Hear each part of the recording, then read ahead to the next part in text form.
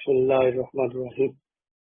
الحمد لله رب العالمين والعاقبة للمتقين والصلاة والسلام على رسول النبي الكريم.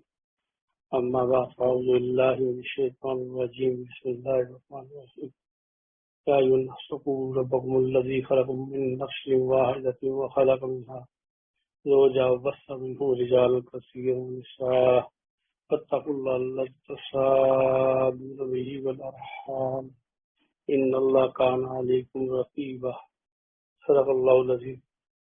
اللهم ربي اشرح لي صدري ويسر لي أمري واحلل عقدة من لساني يفقهوا قولي. ربي زدني علما ربي زدني علما ربي زدني علما. اللهم صل على محمد النبي الأمي وأزواجه أمهات المؤمنين وذرية وآل بيته كما صليت على إبراهيم إنك حميد مجيد. اللهم صل على محمد النبي الأمي وعلى آله وأصحابه وبارك وسلم. اللہ جل شانہ نے جب ارادہ فرمایا انسانوں کو پیدا فرمانے کا کہ ایک مخلوق زمین پہ پیدا کی جائے گی، اس کی رشتہ داریاں، اس کی ترتیب، اس کی ساری چیزیں، انسانوں کو تخلیق کرنے کا پروگرام ہو چکا تھا پہلے ازل سے، لیکن اللہ نے اعلان فرما دیا تو پہلے اللہ جل شانہ نے ارواح کو پیدا فرمایا اور وجود اور یہ دنیا کا نظام ایک ماں باپ کے ذریعے اولاد کی صورت میں چل رہا ہے۔ اللہ قادر تھے زمین سے اگا دیتے، انسان درختوں پہ لگا دیتے، آسمان سے برسا دیتے، فرشتے لے کے آ جایا کرتے، یا کوئی بھی طریقہ تھا اللہ کے لیے تو کچھ کر دیا، خود ایسے ہی اللہ بھی بھیج دیتا، دے دیتا، لیکن اس نے ایک نظام بنایا، قومیں بنائی، علاقے بنائے، رشتہ داریاں بنائی، ترتیب بنائی، سکھانے، تربیت اور محبت کے اصول سکھائے۔ تو یہ ساری چیزیں جو ہے نا، یہ خاندانی سسٹم سے چلتی ہے۔ آپ جانوروں کو بھی دیکھ لیں کہ بلی کو میں نے دیکھا ہے اپنے بچوں کو سکھاتی ہے، شیرنی کو میں نے دیکھا ہے وہ بچوں کو سکھاتی ہے، کتوں کو دیکھا ہے، کتی کو دیکھا ہے اپنے بچوں کو سکھاتی ہے شکار کیسے کرنا، کیسے کرنا۔ پرندوں کو میں نے دیکھا ہے وہ اڑانا سکھاتے ہیں، وہ چیزیں سکھاتے ہیں، تو سکھانے کے بعد چھوڑ دیتے ہیں، باقی بچے خود کرتے ہیں۔ تو ایک نظام ہے، تو یہ نظام انسانوں میں بھی رائج ہے اللہ نے۔ تو دو بڑی معروف حدیثیں ہیں، اور وہ حدیثیں ایسی ہیں کہ کوئی شخص بھی حتمی طور پہ اس کی وضاحت اس طرح نہیں کر سکتا، لیکن جو علماء نے تھوڑی بہت لکھی ہے وہ ایک یہ ہے کہ جب اللہ جل شانہ نے پیدا فرمایا تو یہ جو لفظ ہے نا رحم، عورت کا جس میں بچہ قرار پاتا ہے، تو اسی ہی کی نسبت سے سارے رشتوں کو ایک ترتیب دی، اور یہ رحم سے رحمت میں بھی آتا ہے، اور صلہ رحمی کا لفظ بھی اس کے ساتھ اسی طرح ہی آتا ہے کہ جو رشتے رحم کے ساتھ ہیں ان کے ساتھ معاملت تو قطع رحمی میں توڑنا ہوتا ہے۔ تو اللہ جل شانہ نے جب یہ پیدا فرمایا تو یہ اللہ کے قریب آ گیا، تو اللہ نے فرمایا رک جا، وہ قریب آ گیا، اللہ نے فرمایا قریب نہیں آؤ۔ پھر قریب آ کے اس نے کہا یا اللہ آپ پیدا فرما رہے ہیں، یہ مجھے توڑ دیں گے، چھوڑ دیں گے، مجھے کاٹیں گے۔ تو اللہ نے فرمایا سن لو، جو تجھے چھوڑے گا، جو تجھے کاٹے گا، میں اسے کاٹ دوں گا۔ اب ایک بات ہو گئی، جب میدان محشر ہوگا تو یہ رحم جو ہے، یہ جو صلہ رحم کا ایک ہے، یہ اللہ کا پایا پکڑنے اور اللہ کی بارگاہ میں کہے گی اللہ آپ نے مجھ سے ایک وعدہ کیا تھا کہ جو مجھے توڑے گا، مجھے چھوڑے گا، اللہ آپ اسے چھوڑے گا۔ اے اللہ اپنا وعدہ پورا فرما، اور جنہوں نے قطع رحمیاں کی ہیں اللہ ان کو سزا دے۔ ایک واقعہ تو ہے لیکن شاید اس کو لوگ ایسے ہی لیتے ہوں، یہ بڑا خطرناک چیز ہے۔ دنیا میں رشتہ داریوں کی قسمیں ہوتی ہیں، سب سے کلوز رشتہ جو ہے ماں اور باپ کا ہے.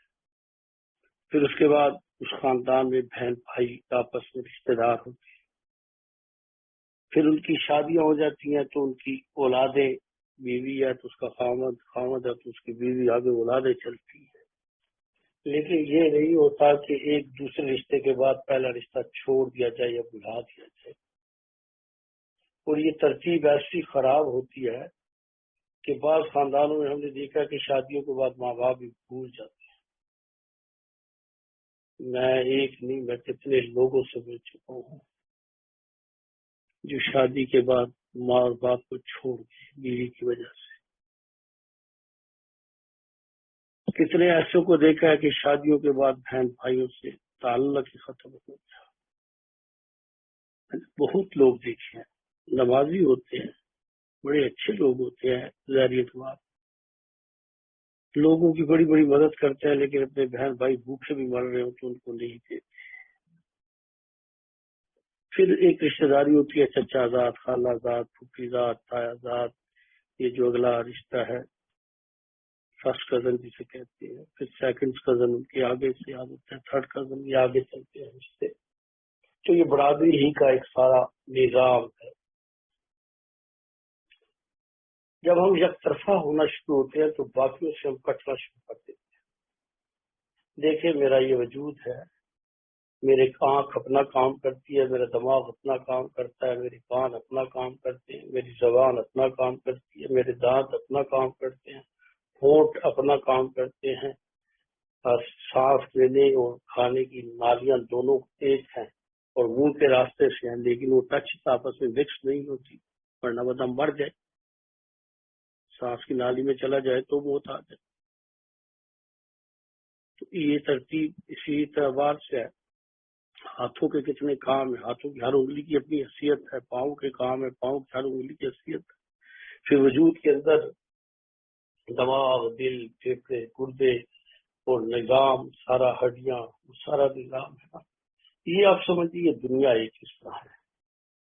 آپ ایک آدمی بیمار ہے تو اس کی بیماری کا اثر سارے وجود پہ پڑتا ہے. آنکھ ڈسٹرب ہو جاتی ہے، دماغ ڈسٹرب ہو جاتا ہے، نیند خراب ہو جاتی ہے. پاؤں میں درد ہوتا ہے تو سر پھٹتا ہے، سر میں درد ہوتا ہے تو پاؤں نہیں چلتے. زبان کا ذائقہ ختم ہو جائے تو آدمی کھا پی نہیں سکتا. دانت میں درد ہو تو بس دماغ خراب ہو جاتا ہے. گردے کا درد ہو تو آدمی تو اس کو چیختا ہے، پھڑکتا ہے. پیشاب رک جائے تو آپ اللہ اس عذاب سے بچائے. میں نے تو کیسز دیکھے اسپتالوں میں کیا ہوتا ہے. پخانے لگ جائیں، موشن لگ جائیں تو آدمی کس طرح دیوانہ ہو جاتا ہے. اگر آنکھوں میں پرابلم آ جائے، صحیح نظر نہ آئے تو آدمی کو دنیا اندھیرا نظر آتی ہے. اور ایک آدمی ٹھیک ہے، اچھے فوڈس کا کوئی نقص نہیں، لیکن دماغ کا ذرا سا ڈسٹرب ہو گیا تو آپ سوچ بھی نہیں سکتے کہ اس کی زندگی کیا یا معاشرے میں اس کی حیثیت کیا رہتی ہے. جتنا مرضی خوبصورت، کتنی خوبصورت بچیاں جن کے دماغ کے عارضے ہوتے ہیں، بعض لوگوں نے پاگل خانے میں چھوڑ آتے ہیں، ان کی عزتیں لٹتی رہتی ہیں. ایک وجود کا نظام ہے، یہ ایک خاندان کا بھی نظام ہے. جب آپ کسی ایک کو چھوڑیں گے تو نظام خراب ہوتا ہے، اللہ کی طرف سے خراب ہوتا ہے. دیکھیں کسی چیز کی زیادتی بھی نقصان دیتی ہے اور کسی چیز کی کمی بھی نقصان دیتی ہے. باڈی کے اندر ایک لیول ہے شوگر کا، وہ زیادہ ہو جائے تو مرض ہے، کم ہو جائے تو مرض ہے. بلڈ پریشر کا ایک لیول ہے، اگر اس سے زیادہ ہو جائے تو پرابلم ہے، کم ہو جائے تو پرابلم ہے. ہارٹ بیٹنگ زیادہ ہو جائے تو پرابلم ہے، کم ہو جائے تو پرابلم ہے. اسی طرح باڈی کا ایک نظام ہے، ٹمپریچر ہے، وہ زیادہ ہو جائے تو بخار اور کم ہو جائے تو کمزوری اور سسٹم خراب ہو جاتے ہیں. یہ جو رشتے خراب ہوتے ہیں نا، یہ صرف خراب نہیں ہوتے، نظام خراب ہوتے ہیں. میں آپ کو خود واقع دیکھا گا کہ ایک بندہ ہے، اس کے بہنوں بھائیوں سے تعلقات بہت خراب ہو گئی. اب وہ ویسے فیل نہیں کر رہا، تو صاف پیسے بھی آ جاتے ہیں بعض دفعہ، یا عہدہ ہوتا ہے یا ویسے ہی عادت بھی ہو جاتی ہے. اب وہ کر رہا ہے، گزر گیا ہے. اب جو اس کی اولاد ہے نا، اس کی اولاد وہی کچھ کرے گی جو باپ نے کیا تھا، جو اس کی ماں نے کیا تھا. آج کل جو بچیاں شادی کی جاتی ہیں ان کو سب سے پہلے یہ سکھایا جاتا ہے کہ ساس سے علیحدہ ہونا. اس کے لیے ڈرامے ہمارے فلمیں بڑا کردار ادا کرتی ہیں جو اس کو طریقے بھی سکھا دیتی ہیں. بعض بہت جھوٹی موٹی خودکشی کی بھی کوشش کرتی ہے ایسے. اور تو یہ معاشرے میں بگاڑ جو ہے نا آدمی کو یکطرفہ کرتے ہیں اور اس سے نقصان ہوتا ہے. میں عرض اس لیے کیا کہ ہم نے دیکھا ہے زندگیوں میں گزر گئی ہیں کہ جب عیدیں آتی تھیں تو ایک بہاریں آتی تھیں، آنا جانا ملنا ملانا معذرت معافی، بڑی عجیب سی صورتحال تھی. بعض دفعہ ایسا ہوتا کہ کئی دفعہ ناراضگی مسلسل چل رہی ہوتی تھی تو عید پہ جانے پہ وہ ناراضگی ختم ہو جایا کرتی تھی. لیکن موبائل کے آنے نے یہ بھی ایک پتا کاٹ دیا، میسج کر دیا. بہت تھوڑے لوگ ہیں ٹیلی فون کرتے ہیں تو میسج کر دیتے ہیں. چلو یہ بھی کسی حد تک چلو یہ بھی ہے، لیکن بعض لوگ تو میسج سے بھی آگے چلے گئے. کتنی بہنوں بھائیوں کا انتظار کرتی رہتی ہیں اور کتنے بھائی بہن کبھی ٹیلی فون کا انتظار کرتے ہیں، خود کی ہمت نہیں. کتنی ماں اور باپ بچوں کا بھی انتظار کر رہی ہوتی ہے. میں نے ایک بچی سے پوچھا، اس کا بھائی باہر گیا ہوا ہے بیرون ملک، کہ اس کا کوئی اتا پتا ہے؟ کہتی ہے جی زاہد صاحب اس کا تو عید کو بھی ٹیلی فون نہیں آتا. ایک اور بچہ ایک فیملی کا 10 سال سے زیادہ ہو، وہ آیا ہی، ماں کتنی دفعہ وہ کہ بہت نیچے تھی. اب بات ہم یہ جو واقع دیکھتے ہیں تو ہم کہتے ہیں لیکن ہم نے اس سے پیچھے نہیں دیکھا ہوتا، کسی نے ماں نے یہ کیا ہوتا اور کسی کے باپ نے یہ کیا ہوتا ہے. یہ ریپیٹ ہے، ایک سرکل ہے جو چل رہا ہوتا ہے. آج ہم جو کر رہے ہیں ہم کل یہ بھگتیں گے. آج جو ہم کر رہے ہیں نا کل ہم یہ بھگتیں گے. یہ قانون ہے، ہم اس کو توڑ نہیں سکتے. اس قانون کو یہ ایک نظام ہے. ہمارے ہاں جو بڑے لوگ ہیں نا وہ کہتے تھے کہ کچھ چیزیں جو ہے نا وہ بہت خطرناک ہیں. وہ بعض دفعہ اللہ ہی بچا لے، معافی سے بعض دفعہ جان نہیں چھوڑتی. وہ کہتے تھے سب سے پہلے ماں باپ کی نافرمانی. آدمی اپنی زندگی میں اس سے زیادہ کرتا دیکھتا ہے جو اس نے کیا تھا. اس نے ہمیں ماں باپ کے ساتھ اگر اونچا بولا تھا تو بچے دھکے دیں گے، اگر اس نے دھکا دیا تھا تو بچے ماریں گے. یہ آگے جاتا ہے، کام پیچھے نہیں جاتا. اسی طرح اس نے اپنے بہن بھائیوں کے ساتھ زیادتی کی نا تو اس کی زندگی میں بچے اس کے ساتھ بھی زیادتی کریں گے اور آپس میں بھی ظلم کریں گے. اسی طرح کسی کا اس نے حق دبایا تھا تو یہ تو اس کے گلے عذاب بن گیا، لیکن اس میں برکت بھی نہیں، عذاب بھی، اور وہ وبال بھی بن جائے گا. حرام کا کھانے سے بچوں کا مزاج حرام والا ہو جاتا ہے. کسی کو آپ نہ بتائیں اسے خنزیر کا گوشت چند دن کھلائیں آپ کو اطلاع ملے گی وہ زانی ہو گیا ہے. کتے کا گوشت کھلائیں اسے بتائے نہیں، کچھ عرصے میں آپ دیکھیں گھر سے لٹا کاٹتا ہے تو غارت کیا ہے بحری کا کھلاتے ہیں. یہ جو چیزیں اسلام نے منع کی ہیں ان کے اندر فطرتاً ان کی عادت ہوتی ہے جو منتقل ہوتی ہے. بکری سب سے نرم مزاج ہے، آدمی اس میں نرمی پیدا کرتی ہے. کہ یہ جو آج کل عید گزری ہے ابھی گزری ہے تو وہ یہ باتیں ملنے والی ملانے والی، ٹیلی فون کرنے میں پیسے بھی نہیں لگتے اتنے تو، لیکن اب ٹیلی فون کا وقت بھی نہیں رہتا اور لوگوں سے اتنے اتنے لمبے ٹیلی فون ہوتے ہیں کہ چارجنگ بھی ختم ہو جاتی ہے. تو یہ کیوں ہے؟ ہم جو کچھ کر رہے ہیں نا ہم یہ کاٹیں گے جو کچھ بول رہے ہیں. ہماری نمازیں بھی اچھی ہیں، تہجد بھی اچھی ہیں، ذکر بھی اچھا ہے، تلاوت بھی اچھی ہے، تبلیغ بھی اچھی ہے، صدقات زکوٰۃ بھی اچھی ہے، عمرے حج بھی اچھے ہیں، اور کاروبار بھی اچھا ہے یا ملازمت ہے تو اچھا ہے، گاڑی اچھی ہے، مکان اچھا ہے، کپڑے بڑے اچھے ہیں. لیکن ہمارے دلوں میں کینے اور بغض بیٹھے ہوئے.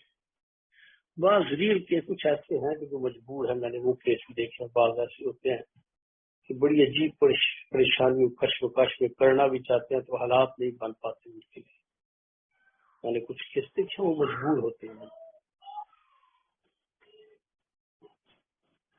ان کی ترتیب جدا ہے، اللہ تو جانتا ہے ان کی حالت کو، لیکن اوورحال یہ رشتے بہت کمزور ہو گئے ہیں اور ایک ایسی لہر چل گئی ہے دوری کی ایک زمانہ کہا جاتا تھا کہ خون سفید ہو گئے ہیں، وہ چھوٹا لفظ تھا. اب خون کالے ہو گئے. سفید میں پھر رنگ ڈالے نا لال تو لال ہو جائے گا، لیکن کالے میں لال ڈالنے سے کالا نہیں ہوگا اور خراب ہو جائے گا. خون کالے ہو گئے، سخت ہو گئے، سیاہ بھی ہو گیا، سخت بھی ہو گیا، اور دل کو بھی سخت کر دیا. تو یہ سوچنے کی ایک پریشانی کی بات ہے، اس پہ غور کرنا ہے. ہماری زندگیاں بہت دور جاتی رہی ہیں، دین سے جا رہی ہیں. میں نے زمانہ کالج میں 73 میں اسکول میں جایا کرتا تھا. تبھی جماعت میں تھوڑا سا عرصہ میں نے گزارا. پھر 74 میں ذکر اذکار میں لگ گیا. تو جماعت تھی کہ جنت تھی، اتنا آپس کا محبت، ترتیب، مزہ آ جاتا تھا. حضرت جی رحمۃ اللہ علیہ سے تعلق تھا کہ اللہ اور اللہ کے رسول کے بعد ایک ترتیب تھی. اور جب حضرت آنا ہوتا تو ہمیں لگتے تھے کہ ہماری عید تو آ گئی. ایک نظام تھا ذکر کا، اذکار کا. تو اسی طرح جب وہ حضرت جی آیا کرتے تھے، کسی کا پروگرام ہوتا تو وہاں تہجد میں ہر حال میں پہنچنا ہوتا. وہ تو قیام ہی وہی کرتے، لیکن اگر ایسا وہاں بندوبست نہیں تو سارے ساتھی تہجد پہ پہنچ جاتے. دنیا کے یہ کام بھی تھے.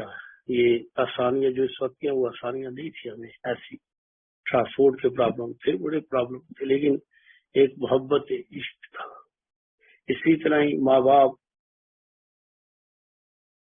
یہ کبھی بھی نہیں ہو سکتا تھا جس کے ماں باپ زندہ ہوں اور وہ عید کے دن نہ آئے. یہ کبھی سوچ نہیں سکتا. بیرون ملک والے چھٹیاں عید میں لیتے تھے. اب تو شادیوں میں آتے ہیں. اب تو شادیوں میں بھی آنا چند رسومات میں رہ گیا ہے. تو یہ ہو نہیں سکتا تھا ماں باپ زندہ ہوں اور وہ ماں باپ کے پاس کوئی نہ ہے. اب تو ماں باپ کتنے انتظار کر رہے ہوتے ہیں کہ عید بھی گزر گئی، بیٹا بیٹی نہیں آئے. میں نے کہا کچھ ہیں ایسے مجبوریاں جو نہیں کر پا رہی، لیکن یہ عمومی بات ہے، اکثریت کی بات ہے. یہ 0.5% کا اس میں معاملہ نہیں آتا.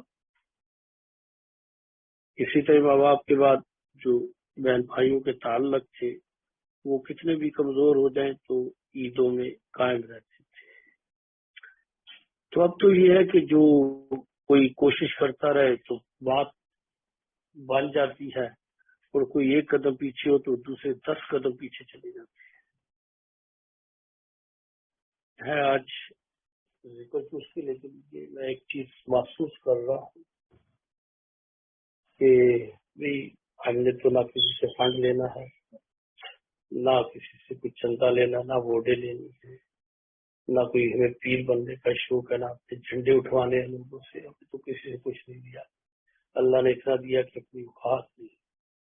لیکن یہ جو چیز دیکھتے چلتے آ رہے ہیں زمانے میں، ساتھیوں میں، لوگوں میں، تعلق میں، ہر شخص اپنے من میں فنا ہوتا جا رہا ہے اور اپنی چھوٹی سی فیملی کے ساتھ اتنا ایڈجسٹ ہوتا جاتا ہے کہ باقی سب طرف سے اس کی آنکھیں پھر ملتی ہیں. تو یہ ایک خطرناک صورتحال ہے، ایک پریشانی کی صورتحال ہے. رسول اللہ صلی اللہ علیہ وسلم سید الاولین والآخرین، امام الانبیاء والمرسلین، خاتم النبیین. والد ماجد دنیا میں آپ آئے نہیں تھے تو چلے گئے مدینہ میں. 6 سال میں آپ کی امی جان پیاری امی بھی مقام ابا میں چلی گئی. 6 سال کے بچے کو کیا یاد ہوتا ہے کیا بنا تھا میرے ساتھ، جسے اتنی زندگی مشکل، تلخ اور پریشانیوں میں گزری. اس کے باوجود رسول اللہ صلی اللہ علیہ وآلہ وسلم 63 سال کی عمر میں، آپ نے جب حجۃ الوداع کیا نا تو اس کے بعد آپ 80-81 دن ہیں، مجھے بھول رہا ہے اس میں 80-81 اتنے دونوں میں کوئی لفظ ہے. آپ دنیا میں رہے، یہیں سے جو آپ کی وفات کا دن اور تاریخ طے ہوتی.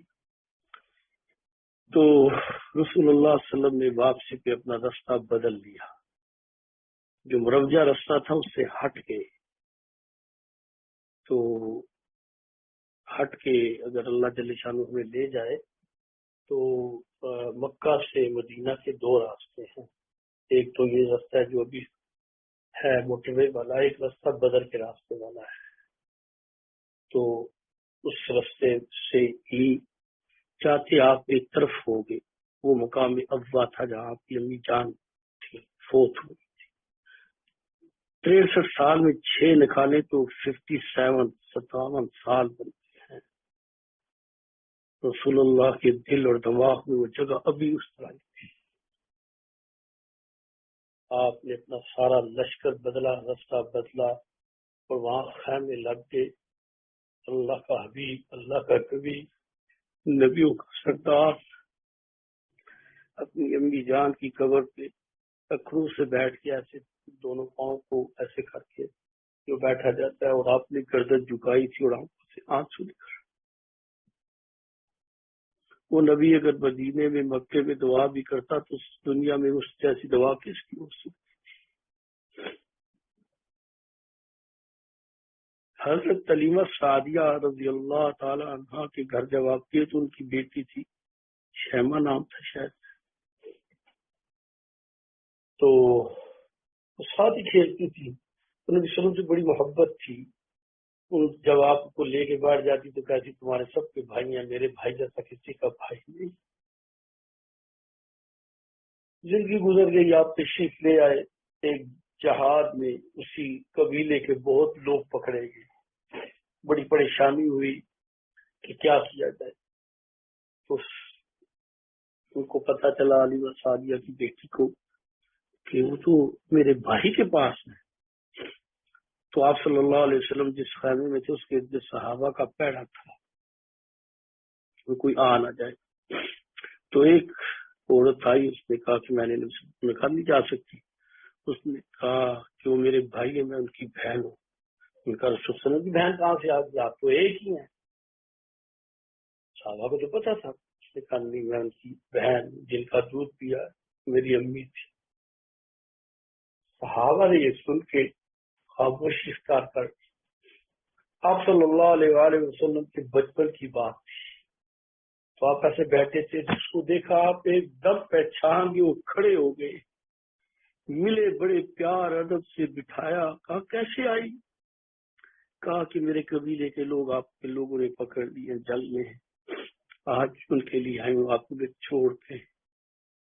اب جنگ ہے، کوئی مذاق تو نہیں ہے، مقابلے میں آئے لوگ تھے. آپ کے صحابہ کو کہا کہ سب کو چھوڑ دو، میری بہن آئی، سب کو چھوڑ دو. انہوں نے بٹھا لیا اور انہیں مختلف چیزیں دی. جب وہ چلنے لگی تو رسول اللہ ساتھ چل رہے. یہ رواداری کس نے سکھائی؟ محمد الرسول اللہ. حضرت زید بن حارثہ جو شروع میں ہی نبی صلی اللہ علیہ وسلم کے پاس آ گئے، آپ کے غلام تھے، آپ نے انہیں آزاد کر کے اپنا بیٹا بنا لیا تھا. قرآن نے آیت اتار دی کہ اس طرح جو ہے نا رشتے داری نہیں ہوتی، قانون بدل گیا. غزوہ موتا حضرت زید شہید ہو گئے. موتا اردن کے قریب جگہ ہے.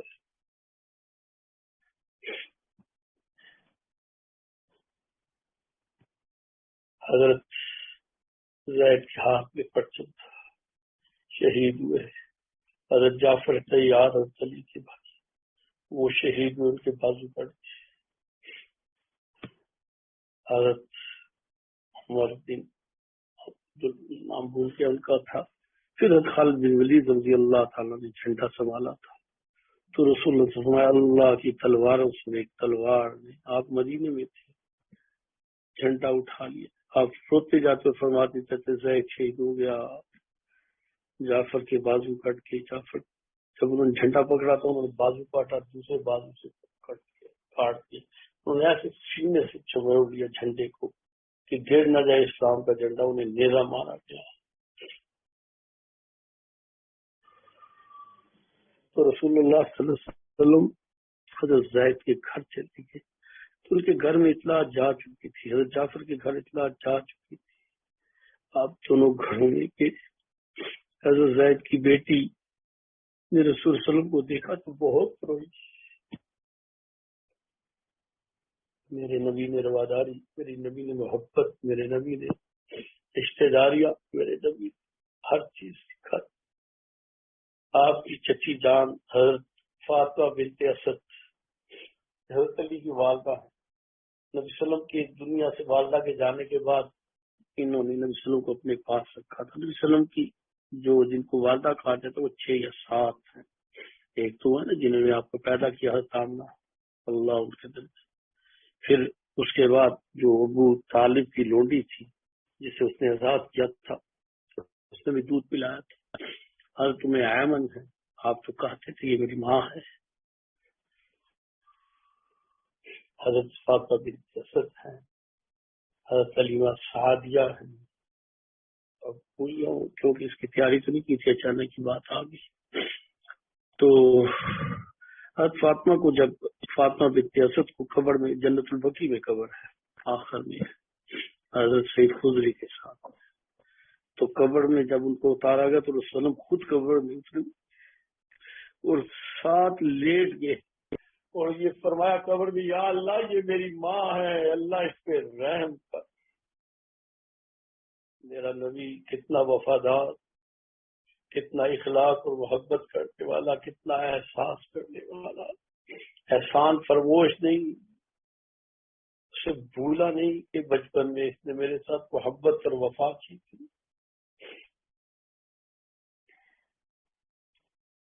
ایک دفعہ ایک بادشاہ اپنے وزیر سے ناراض ہوا اور اس نے شیر کے آگے ڈال دیا۔ اس کو شیر آیا دندناتا، جو اس کے پاس آیا تو اس نے اس کے پاؤں چاٹنے شروع کر دیے اور پوچھ رہا لانے شروع، بادشاہ بڑا پریشان ہوا، یہ کیا مصیبت بن گئی؟ تو اس نے کہا یہ کیا؟ اس نے کہا بادشاہ ایسے کھانا دیا کرتا تھا، یہ احسان فراموش نہیں ہے، میں نے تیرے ساتھ زندگی گزار دی، آج تم نے مجھے موت کے منہ میں پھینک دیا۔ یہ جانور ہے، یہ جانور کتے کو دیکھ لے، آپ 2 ٹائم کی روٹی دیتے ہیں، اسے کیا دیتے ہیں؟ کوئی زندگی تو نہیں دیتے۔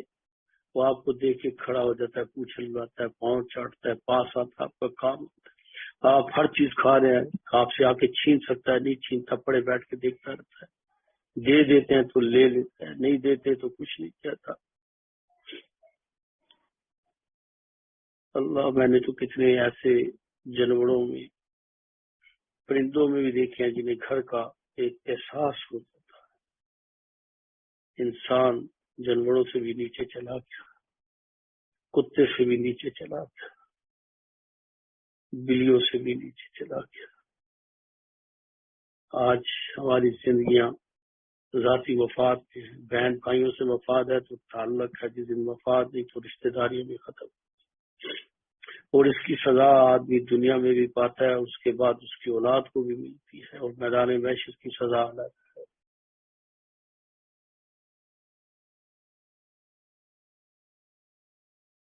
کتنا ظلم ہوگا، کتنی پریشانی ہوگی جس دن بھائی نے بھائی کا گریبان اور بہن نے بھائی کا گریبان میدان محشر میں پکڑا ہوگا۔ میں نے ایک وکیل سے پوچھا کہ اس وقت عدالتوں میں سب سے زیادہ کیس کون سے ہیں؟ کہتا ہے ایک تو خلاق ہے، اور پھر طلاق ہو گئی ہے، عموماً اس میں لو میرج والی زیادہ ہوتی ہے، لیکن پھر بھی مائیں سکھاتی ہیں کہ بھی علیحدہ ہونا سے جھگڑے بنتے ہیں، تو دوسرے بھی جائیدادوں کی آپس کے بہن بھائیوں کے سب سے زیادہ کیس۔ کل میدان محشر میں اللہ کی عدالت میں رسول اللہ کے سامنے جب بہن بھائی ایک دوسرے کا گریبان پکڑ کے چوروں، ڈاکوؤں اور مجرموں کی طرح پیش ہوں گے تو ماں باپ کیا دیکھیں گے؟ ہم نے تو پال پال کے اتنا جمع کر کے اپنی جوانیوں کو، راتوں کو جاگ جا کے پرانے کپڑے پہن کے، پرانے شوز پہن کے ان کے لیے جمع کیا تھا، انہوں نے پیچھے بھائی بھی ڈاکو بن گیا، بہن نے بھی کوئی کسر نہیں چھوڑی، جس کا بس آتا ہے وہ کرتا ہے، کھاتا ہے، پیتا ہے۔ میں نے دیکھا کہ لوگوں کو ضرورت نہیں ہوتی خرچے کی، ان کے پاس اچھی آمدن ہوتی ہے، لیکن بلا وجہ خرچہ مانگتے ہیں، ہمیں خرچہ دو، نہ دو تو بس لڑائیاں شروع ہو جاتی ہیں۔ یار اتنے ہم بھوکے ہو گئے ہیں کہ چند لقموں کے لیے لوگوں سے پیسے مانگتے ہیں، اللہ نے اپنا دیا ہو تو لوگوں سے مانگتے ہیں۔ حدیث مبارک میں آتا ہے جو کسی سے مانگتا ہے میدان محشر میں اٹھے گا تو اس کے چہرے پہ گوشت نہیں ہوگا، کہے گا اللہ کیوں؟ آ جائے گا تو نے اللہ کو چھوڑ کے لوگوں سے مانگا تھا۔ اور میں نے دیکھا ہے کہ جو کوئی کسی پہ امیدیں لگاتا ہے مانگتا ہے نا، اس کو نہ تو برکت ہوتی ہے نہ سکون ہوتا ہے، فتنہ رہتا ہے، اور دوسروں کے بھی دلوں میں وہ گر جاتا ہے، اس کی نفرت پیدا ہوتی ہے۔ یہ تو جی بس کھانے پینے کا وہی اللہ سے دعا کرے، اللہ اپنی ذات سے ایسا تعلق بنا دے، خیال بھی نہ آئے کسی کا، خیال بھی نہ آئے، یہ خیال آنا بھی جرم بن جائے کہ میں کسی کی طرف سوچوں کہ کوئی مجھے منتری دے دیا کرے، کوئی مدد کر دیا کرے، کچھ کوئی اللہ بات۔ میں نے اتنی ایسے مرد عورت دیکھا کہ شادی بھی ہوئی اور پیسے بھی کافی ہیں، پھر بھی لوگوں کی طرف دیتے ہیں، کوئی مہینے کا خرچہ دے دیا کرے۔ لعنت آیا ایسی زندگی، یہ پیچھے لوگوں کے لیے اپنا مال چھوڑ رہے ہیں، خود منگتوں کی طرح لوگوں سے پیسے مانگتے ہیں۔ لعنت والی زندگی نہیں ہے، بربادی والی زندگی نہیں ہے۔ آپ نے فرمایا جوتی کا تسمہ بھی ٹوٹے، حقیق چیز ہے، تو بھی اللہ کے سوا کسی سے بنا۔ تو میری گزارش ہے، یہ رشتے ناطے خراب ہونے کا ایک سبب یہ بھی ہے کہ مفاد پہ ہوتے ہیں، مفاد خراب ہوتا ہے، رشتہ خراب ہو جاتا ہے۔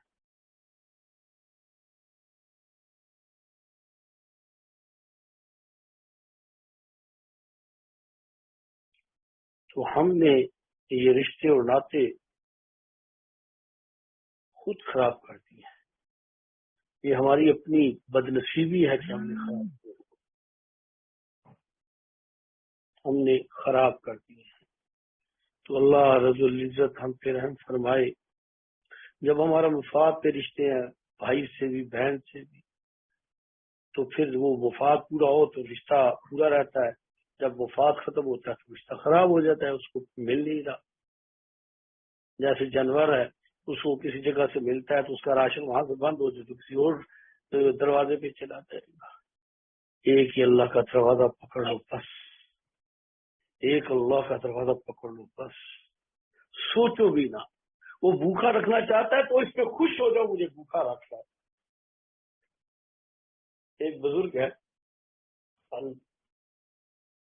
نام بھول گیا، بہت بڑے حضرات تھے، بہت بڑے حضرات تھے، تو ان کی بیوی بہت تیز تراز تھی۔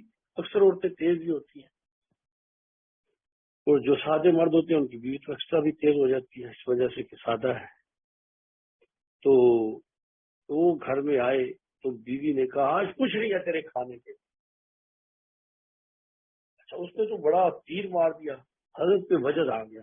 بہت بڑے بزرگ سے من نام بھول گیا ہے، بہت بڑے حضرات میں آتے ہیں، ان پہ وجد آ گیا نا، ان کی عجیب حالت ہو گئی، ایک عجیب، کہتے اللہ اکبر اللہ اکبر اللہ اکبر اللہ اکبر، آج ہمیں رسول اللہ والا فاقہ ملے گا۔ کہ انہوں نے نا عجیب سن کی حالت، کہتے جاتے بیوی کا منہ دیکھی، میں نے دھمکی دی ملے گا نہیں، یہ خوشی سے دیوانہ ہو گیا۔ قرآن میں اللہ کہتا ہے کہ جتنی مخلوق پیدا کیا ان کا رازق میں ہے، وہ پیدا کرنے میں نواں ہے۔ جانور بھی بھوک سے نہیں مرتے، زیادہ کھا کے مرتے ہیں۔ یہ ہماری ایک ہوتی ہے ضرورت اور ایک ہوتی ہے آسائش۔ ضرورت تو پوری ہوتی ہے، ہم آسائش کے پیچھے لگتے ہیں۔ چھوڑ دیں، سب سے رخ پھوڑ دیں، خدا کی قسم آج ایڈ کر لے، کسی سے نہیں مانگوں گا، اللہ سارے رستے کھول دیتا۔ اور ایک لوگوں سے امید رکھو، اللہ سارے رستے بند کر دیتا ہے۔ چل دیکھ لگ تیرے ساتھ کیا لگا ہوا نظام خراب ہو جاتا ہے۔ تو جی میں نے یہ جو عرض کیے ہیں وہ اس لیے کیے ہیں کہ کچھ رشتے خراب ہونے میں ہمارے مفاد ٹوٹتے ہیں تو ہم رشتہ خود خراب کرتے ہیں، خرچہ بند ہو، تحفے آنے بند ہو گئے، اور کچھ یہ ہے کہ بعض کو مال زیادہ ہو جاتا ہے تو دماغ خراب ہوتا ہے، عہدہ ہو جاتا ہے، یا بعض لوگوں کو پرانے رشتے دار کی جگہ نئے رشتے دار چاہیے ہوتے ہیں، ان کا اسٹینڈرڈ اسٹیٹس بدل جاتا ہے۔ ارے جو کچھ مرضی ہو جائے، جو کچھ مرضی ہو جائے، جو رشتے، جو تعلق، جو نسبت اللہ نے بنائی ہے اسے چھوڑا نہیں جا سکتا۔ اللہ سے معافی مانگے، آپ یقین مانگے۔ حدیث مبارکہ میں آتا رسول اللہ صلی اللہ علیہ وسلم سے ایک صحابی نے کہا کہ آپ برکت دے، فرمایا اچھا اس نے سلوک کرو، صلہ رحمی کرو، اللہ عمر میں برکت دے گا، اللہ مال میں بھی برکت دے گا، اور ہم نے دیکھا آگے اولادوں میں بھی برکت ہوگی۔ یار یہ زندگیاں جو ہے نا ایک عارضی سے ہے، ایک جھٹکا نہیں لگتا اور آدمی دنیا سے چلا جاتا ہے، ایک جھٹکا نہیں لگتا، پتہ نہیں چلتا کدھر گئے صاحب، کہاں گئی شان، کہاں گئی شوکت، اور کدھر گیا نظام، سب ٹوٹ پھوٹ کے صفر ہو جاتا ہے۔ اپنی زندگیوں کو اللہ کی سپورٹ کرو، جو کرو اللہ کے لیے۔ یہ دل کا برتن اس لیے نہیں کہ اس میں کینے، بغض، حسد، جھوٹ، فراڈ، تہمت، بہتان، الزام یہی پھنسا کے رکھے جائیں۔ ہم کپڑے تو بدل لیتے ہیں، دل کی حالت کو نہیں بدلتے۔ آپ یقین مانے میں نے خود دیکھا ہے، بعض لوگوں سے کچھ زیادتیاں ہو جاتی ہیں اور وہ خیال نہیں کیا ہوتا انہوں نے، تو کسی کی بدوا